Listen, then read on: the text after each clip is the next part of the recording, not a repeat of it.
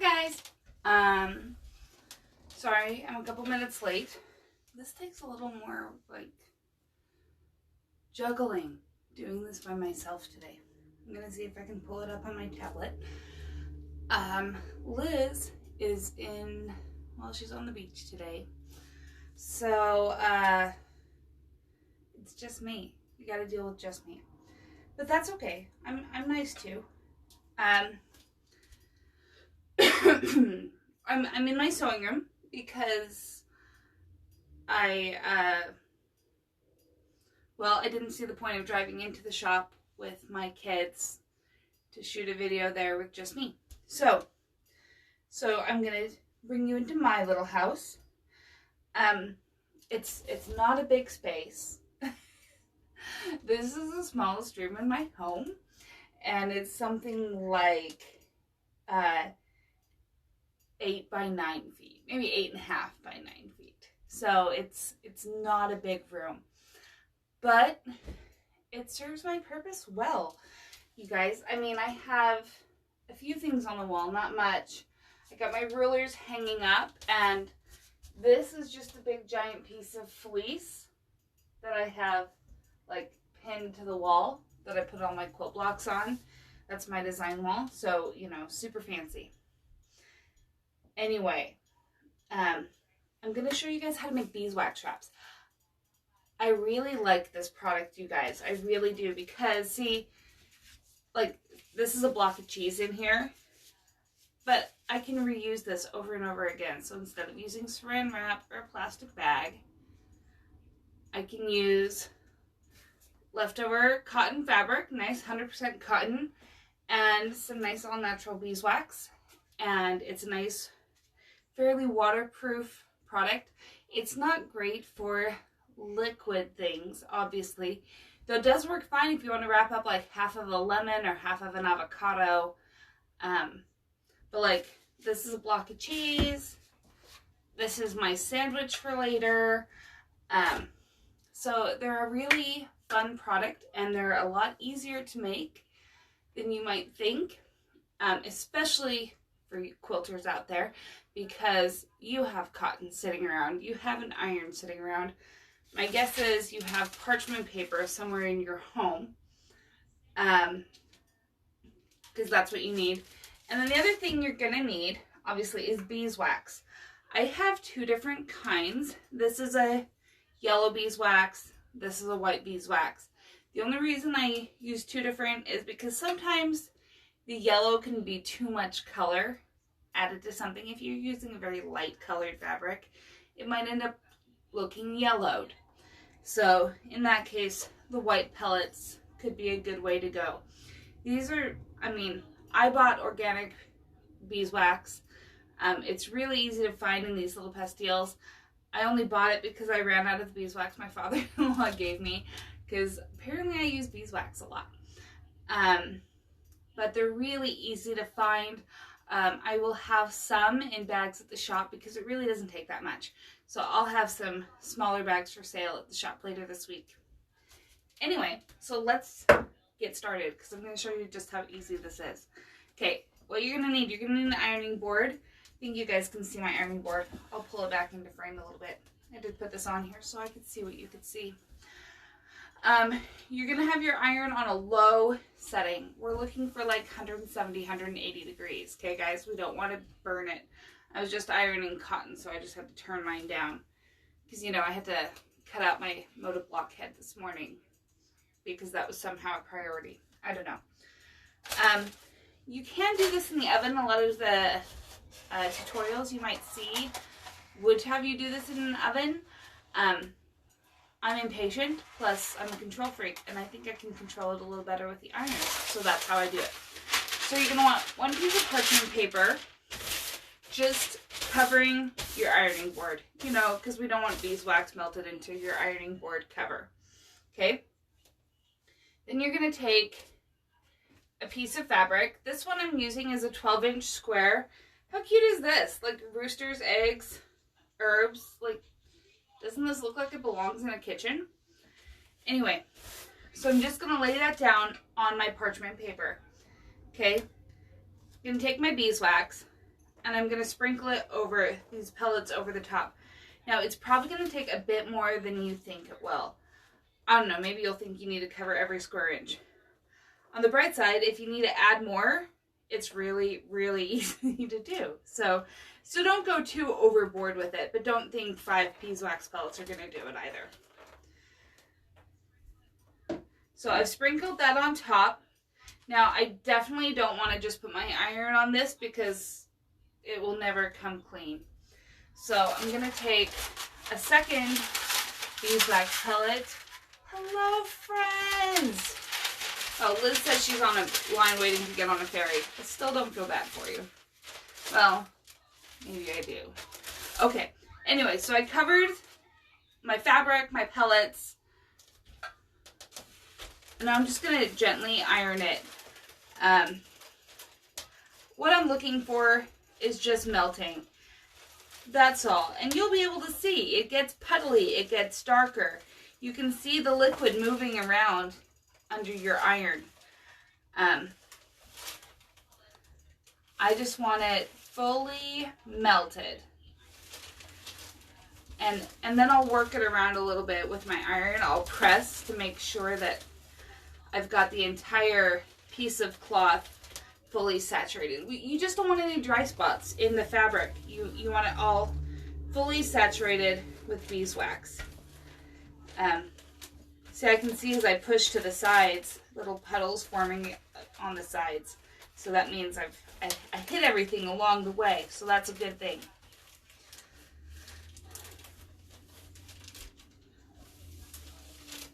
All right. Actually, I may have been slightly overzealous in my dropping of beeswax pellets. That's just fine. I'll tell you what I like to do to finish it up here in a second.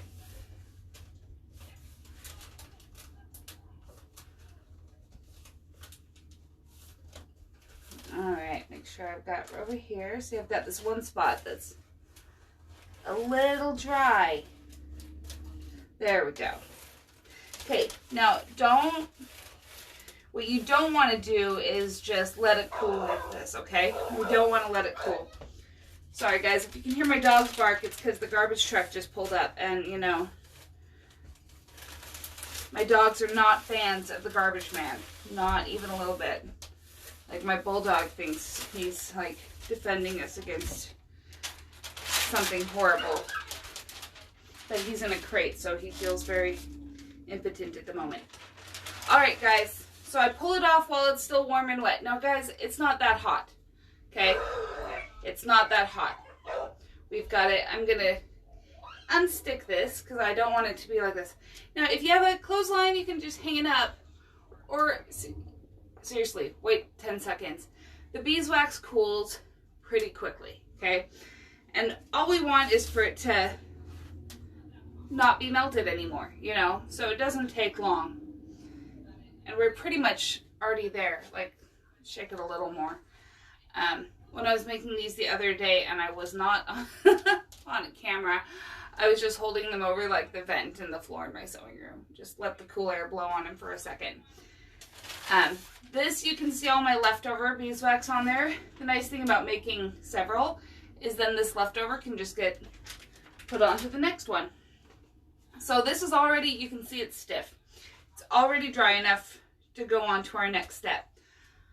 The next thing I like to do to these is pink the edges. So I'll take a pair of pinking shears and just trim the edges off.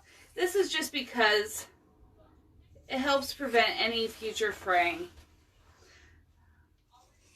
The beeswax does kind of like to stick to the pinking shears a little bit, but not too bad at all. I don't think it makes a mess of them or anything. Now, what are these? Well, for people who are like, what on earth are you making? It's kind of like reusable saran wrap. You know, it's that reusable plastic wrap. You know, when you're, you know, I have blocks of cheese wrapped in this. I have some, several things in my fridge wrapped in beeswax wraps. And when you're done using it, you know, all you need to do is rinse it under some warm water. These can be washed with, with some mild soap and warm water just to get off any food leftovers. If it's a little wonky, got a little out of shape, use warm water, and that'll kind of soften it up a little bit, and you can let it dry flat again. But these are totally reusable. Reuse it over and over and over again. I think they're a great product. It's funny, my husband, he's like, you're such a little hippie. I don't think I really am at all, but I am environmentally conscious. I guess I should say, I don't like extremes. I'm not crazy, but it does bother me not to recycle when recycling is right there and easily available. So this is one where I can just use a little less plastic, and when I'm done with this can be composted, guys. It's 100% cotton, which is a natural fiber. The beeswax, nothing here is bad for the environment. So there's nothing that's not environmentally friendly here, which is awesome. I'm a big fan of things that break down instead of live forever. Anyway, guys, that's all there is. This is a beeswax wrap. You can make them in all kinds of sizes. This one I did a 12-inch square, which I find is a pretty good size for larger things like a block of cheese. This one, for example, this is a 10-inch square that I cut up. Okay, so where do I get the beeswax? I bought mine in big 2-pound bags on Amazon. Now the 2-pound bags are this big. It's a lot of beeswax. I will have some smaller bags in the store for you guys that want to try this out without going overboard and buying a ton of it. So, I've already made 3 out of what was in this bowl this morning. So it does go a long way. But you're looking for beeswax. The step before doing the beads. Oh, okay, so I'm going to do it again for anybody who missed the beginning. You start with a piece of parchment paper to protect your surface, okay? You're going to take your piece of fabric, lay it on top of the parchment paper, okay? And then just sprinkle some beeswax pellets onto the top of it, okay? Then you're going to take another piece of parchment paper and lay that over the top and melt. Okay, we're just going to iron. Trimming the fabric. I don't trim I just cut a rough square. So I cut 12 and 10-inch squares this morning for doing this. I wait to pink it, to use the pinking shears, until after I've melted the beeswax into the fabric.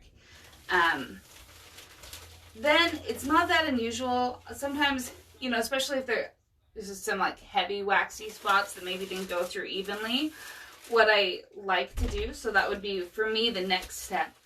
I like to grab 2 clean sheets of parchment paper and kind of do this again just to work out anything that's excess, so that it's a little smoother.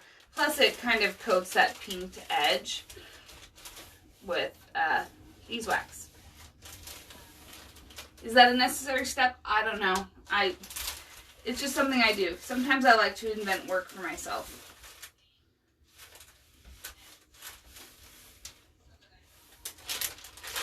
There we go. Just got to get this spot nice and coated, and then we'll finish it up. Okay, so I melted all the pellets. I'm going to pull this off. See, this side over here dried already. And so I'm going to go ahead and repress, because I don't want any of it to be already cooled before I pull it off. So after you've gone around and you've gotten everything melted the way you you know, the way you want it.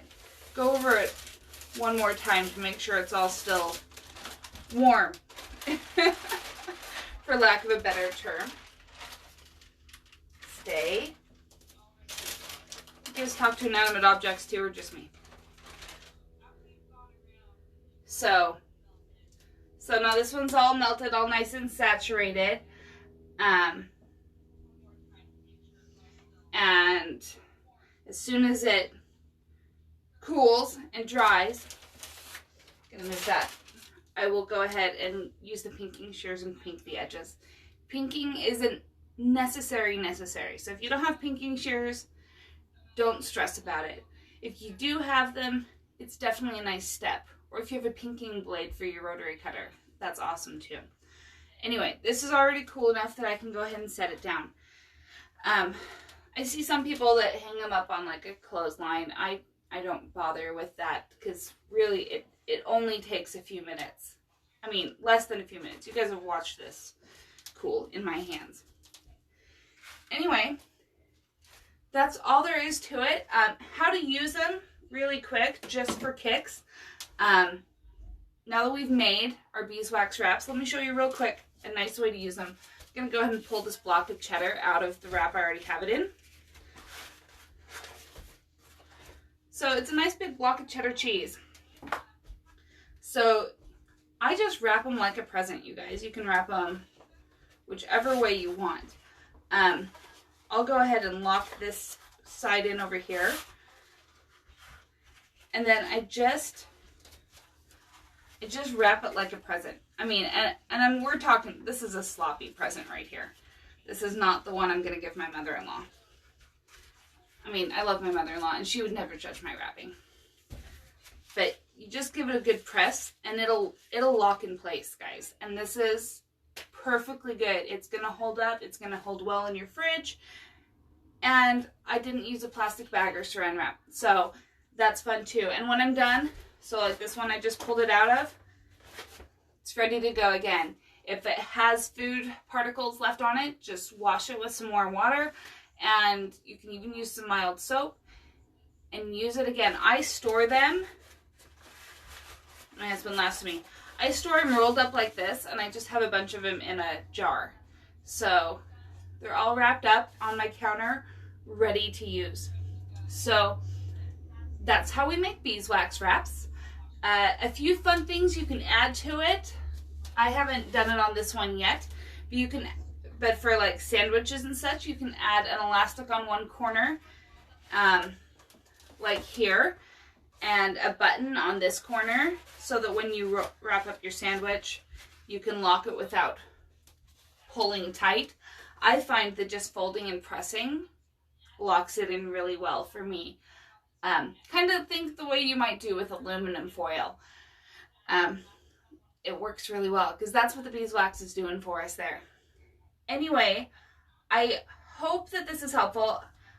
Heidi, okay, yeah, to clean it, warm water, a little bit of soap if you need it. Don't put it in the dishwasher. That's going to get too hot. But I just run some warm water over it, and we're good. I'll go ahead and post the video so you can rewatch it anytime. And I hope this has been helpful. I know it's not really quilting related, but we all have fabric, or fabric's easy to come by. Like, seriously, isn't this cute with the eggs? I keep chickens, so I'm drawn to this, except they always put roosters on these things, and really the hens are the ones who are awesome. Anyway, I have no idea what our live class will be next week. I'm gonna let Liz pick that since I did this one without her. So yeah, you're welcome, Katrina. I mean, I'm one of these people, I have this kind of stuff sitting around all the time. I keep beeswax around. Then again, I'm the type of person that keeps lye and jojoba oil and all kinds of random things sitting around. So I'm a little unusual that way. Anyway, I hope this has been helpful. If you have questions, shoot me a message. I can try and answer them for you. And we will be back next week. I'll get this, share it onto Facebook so you can watch it again, and upload it on YouTube if you want to share it with your friends. that would be awesome. Thanks, guys. We appreciate you so much. Have a great day.